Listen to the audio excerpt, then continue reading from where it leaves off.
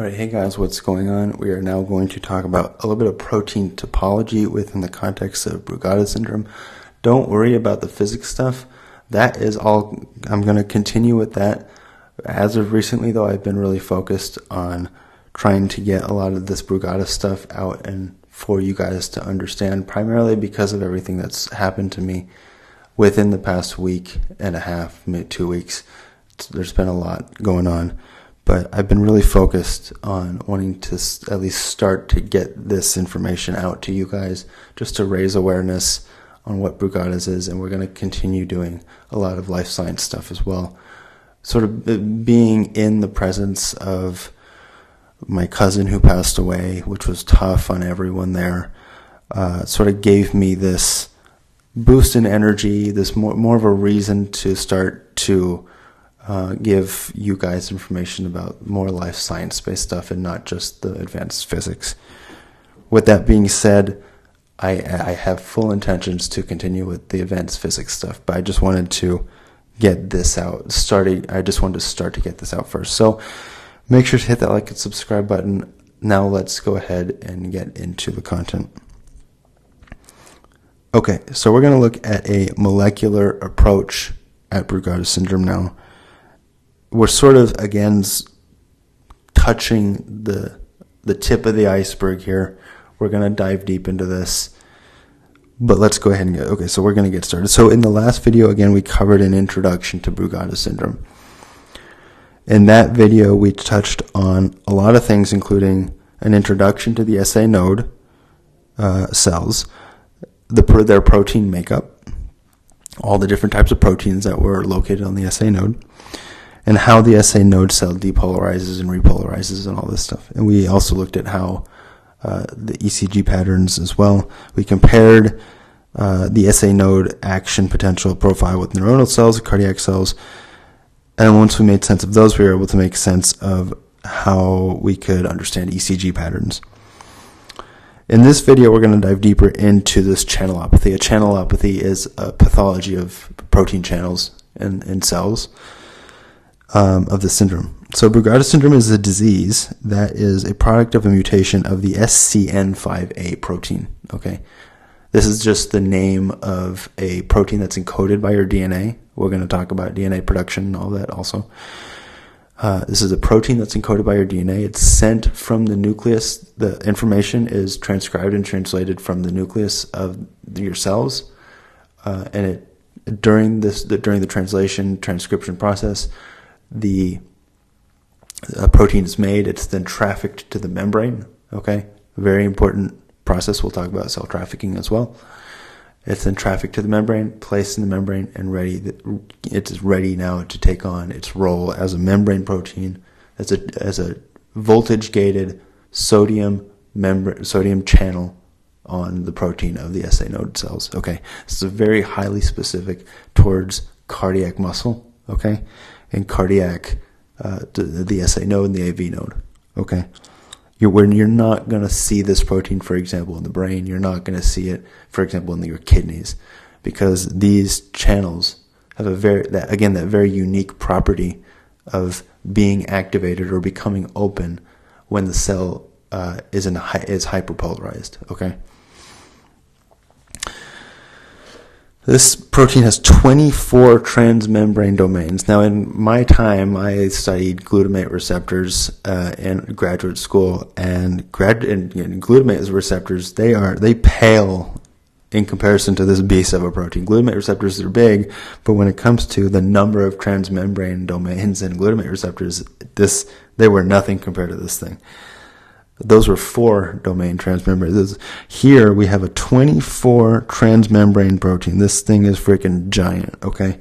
And the mutations are going to be an alanine, right? So it's located, the first mutation is located in this first region of the protein.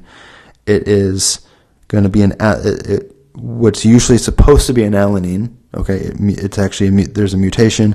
That mutation changes the alanine into aspartic acid. Okay, so during the translation process, the protein machinery makes a mistake. Okay, and that mistake makes an alanine, what should have been an alanine, into an aspartic acid. We have a little bit of a negative charge here as well, which is interesting to look at. We'll see how that works as well within the context of Brugadas.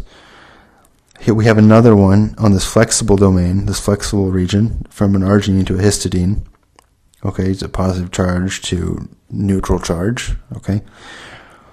Then we have leucine to an arginine, and this one is interesting. The primary reason why this one is interesting is because this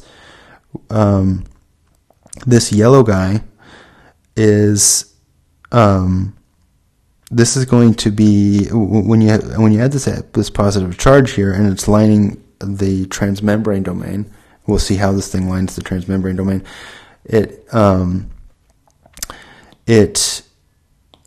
Since the sodium is positively charged, if you have a positive charge in the membrane, in the pore that the sodium travels through, if you have positive charge in there, that's like an electric blockage, right? You're not going to be able to, the sodium, because it's positively charged, is going to get repelled by the positive charge of the arginine.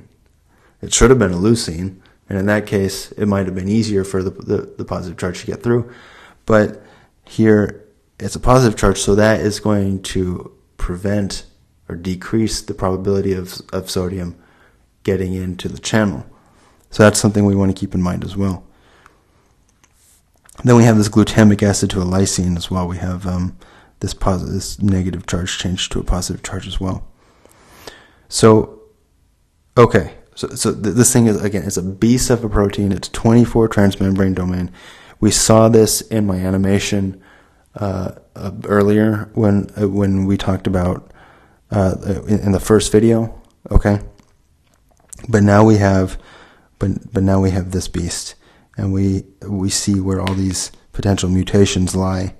What should have been a glutamic acid here was a lysine. What should have been a leucine here was an arginine.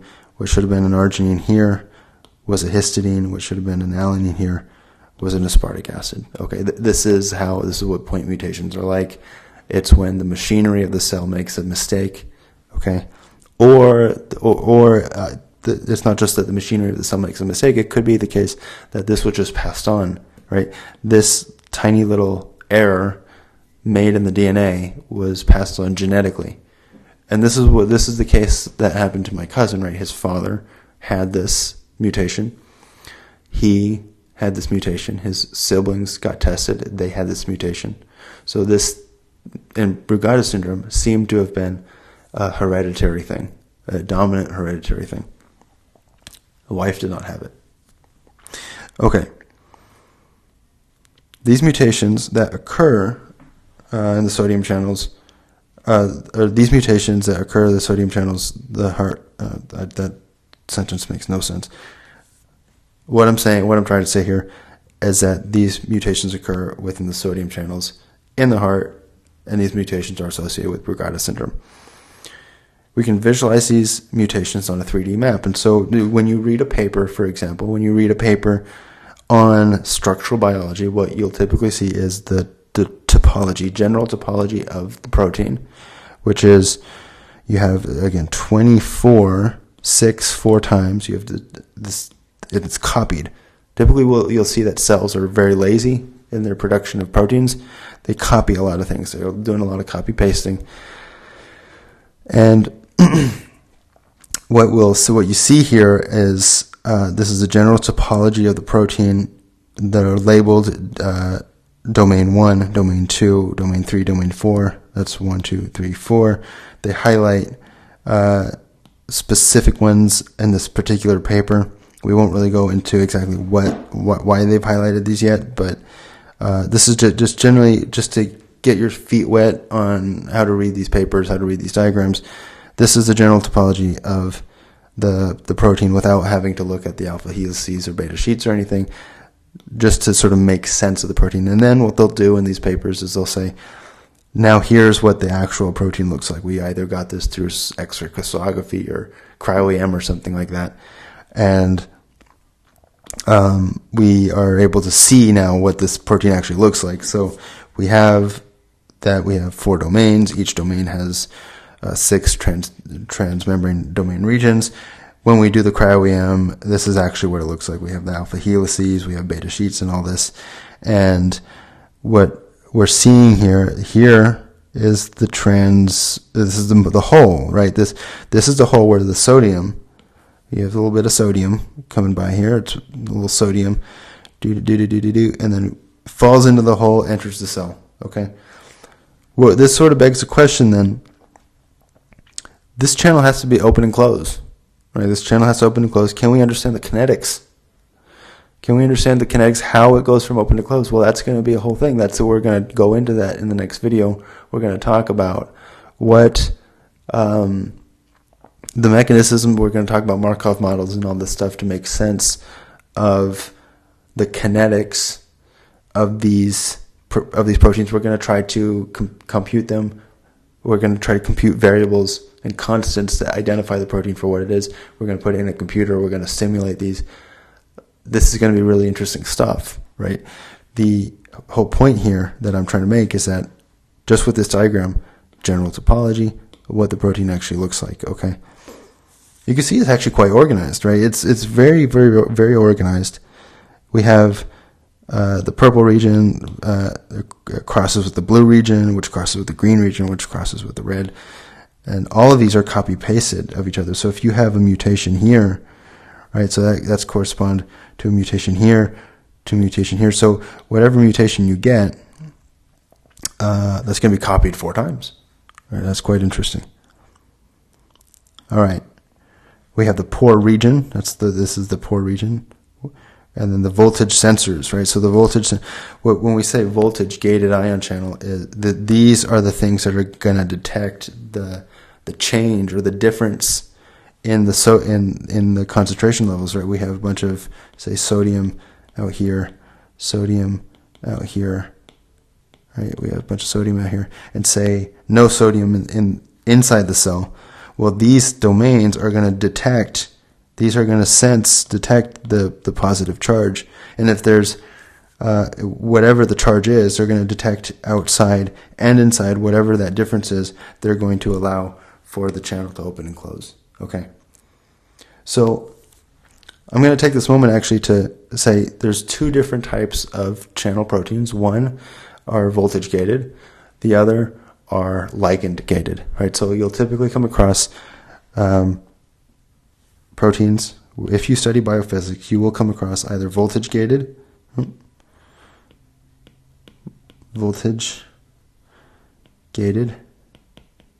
ion channels, right, voltage gated ion channels, and then ligand gated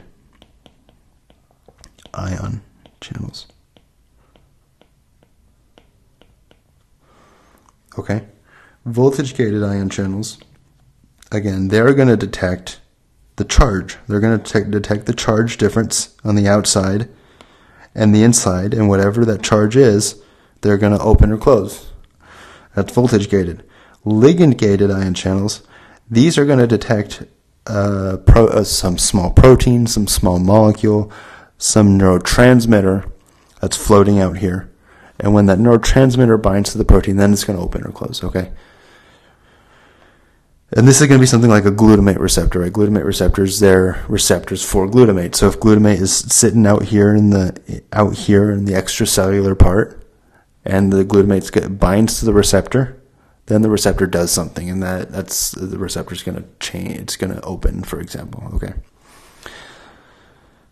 So these guys strictly are voltage-gated ion channels. They detect voltage, and the voltage is what opens them. That charge difference. So when we're in the lab, we can actually run some electrophysiological experiments. We'll dive really deep into how this works because it's super interesting on the cells that express this protein. So typically what you do in the lab is you force cells to overexpress a protein. And so what you have is a cell that's mostly expressing one type of protein on its surface or embedded within its membrane. Okay? And then you run experiments on these cells. And this experiment, in this paper right here, in this experiment, what the scientists were able to do is they were able to say, okay, let's apply a voltage. Okay, we have a little needle that's touching our cell, and on the needle, we'll again dive into this a little bit deeper. We have a needle touching the cell. That needle is going to detect current, okay, the current of ions. So we apply voltage. Voltage is applied. We detect a huge current, right? Tons and tons of sodium channels pass through the protein, okay? And then it gradually decreases and decreases and goes back to zero, okay?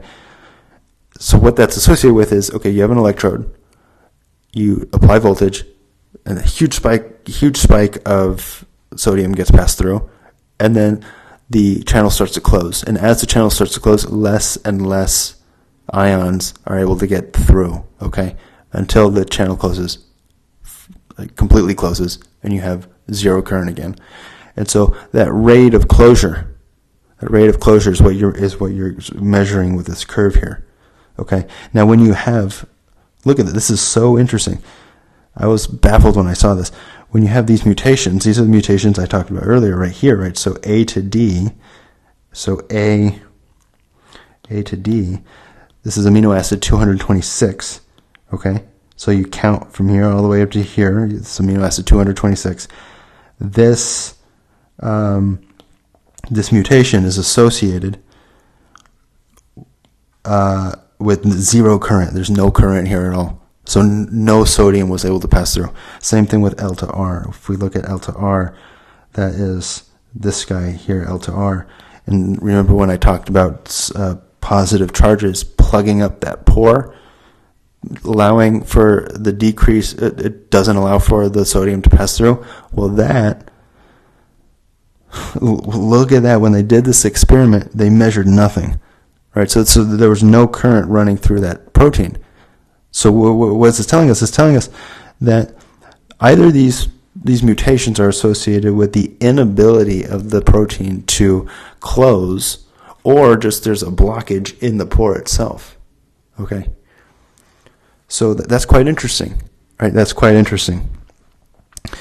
And if you have Brugada syndrome, that is something that you want to keep in mind. What this means is that the proteins in your heart, in your sinoatrial node, are either having a hard time closing up, or they're plugged up, or the whole protein, or the whole pore is plugged up, okay? Okay, so this is quite exciting stuff, right? This is showing us that in the face of these mutations, we can actually see what's going on at the molecular level. Right? We see, okay, there's no current coming through here. If there's no current coming through here, then that's got to mean that either something it's plugged up, or there's something wrong with the process of opening up. Okay. If there's something wrong with the process of opening up, what is wrong? Well, we're going to have to look at the protein itself. That's where cryo-EM comes in. You have to do all the protein purification and all that kind of stuff, and so forth. So that's just a taste of what we're going to get into in the next video. But what I want to do here is I want to sort of make you think about how you run experiments and how you think theoretically behind the principles, how you think of the principles as you run the experiments. You want to design your experiments so that you can make sense of the data, okay? And this is what the data is showing us. These are typical electrophysiological readings. We can see that under 2 of the mutations, there was no recorded current. So visually, we can understand this phenomenon in the following way. The wild type, there was current. And in the mutation, there's no current. Something happens. Something happens. Either it's not opening or it's plugged up. Okay, that's what it is. Okay, and these things are measured, right? Usually, if you're reading a paper, you need units, right? Amperes, that's the measure of current, and milliseconds, measure of time. Okay, so you need those. If you don't see that in a paper, that's a red flag. And I've seen that happen before. Okay. So we're coming across a very important principle in structural biology and even in electrophysiology. We've just talked about the topology and electrophysiological readings of these proteins, okay? Fundamentally, what makes the topology of a protein is its sequence of amino acids, and the electrophysiological readings are a measure of the function of the protein, okay? So it has a sequence, a protein has a sequence, but it also has a function. So generally speaking, with sequence comes structure, and with structure comes function, and so with sequence comes function. That there's this very nice sort of mathematical way of thinking about this, and the mathematical way of thinking about this is that you have information stored in your DNA. That you could say that information, a particular piece of information, is a point in information space. Okay, we're thinking about this a little bit abstractly, but I sort of want to get this abstract way of thinking to you so that we can make sense of biology as a whole also. Because I really enjoy thinking about what the biology as a mathematical enterprise. Because I'm really into math. As you know, I've been teaching you guys physics. And when it comes to Brugada syndrome in these proteins, we can understand now, okay, that you have a mutation, and that mutation is a point. It can be associated with a point in information space, okay?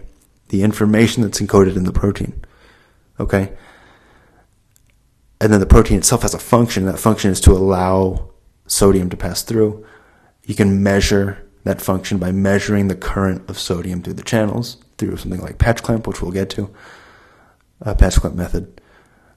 And so for every mutation, you can assign a number, and that number represents the amount of current of sodium passing through the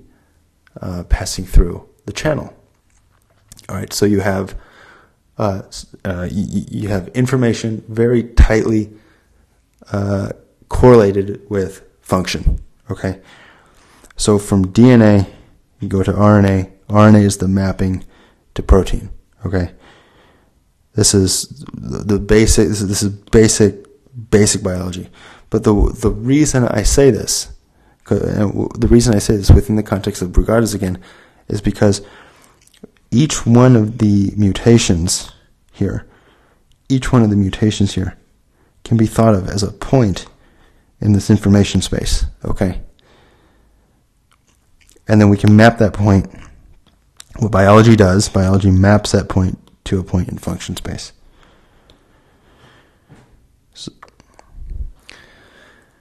But this isn't as simple as it seems, because there are many things that can happen to proteins during this process of going from sequence to function space. So you have some nucleic acid sequence associated with a point. The mapping then is actually going to be a host of different types of actions that are done on the sequence of amino acids. It can either be post-translational modifications, exon-intron splicing, environment-dependent stuff like pH, the temperature of the system. All of this is going to contribute to to the functional output of your protein, right? I guess the point I'm trying to make, I wouldn't say I guess, but the point again that I'm trying to make is that this is biology. This right here is biology. And in the context of Brugada syndrome, understanding how these mutations come about are going to be very, very important. Okay. And we'll come back to this paradigm later. So I'm going to maintain this narrative as I continue with this playlist and many other topics of biology and biophysics in this channel, because we're going to be able to see that viewing biology in a mathematical way like this, where we're talking about spaces and functions, is going to provide a lot of insight that we would not be able to see otherwise.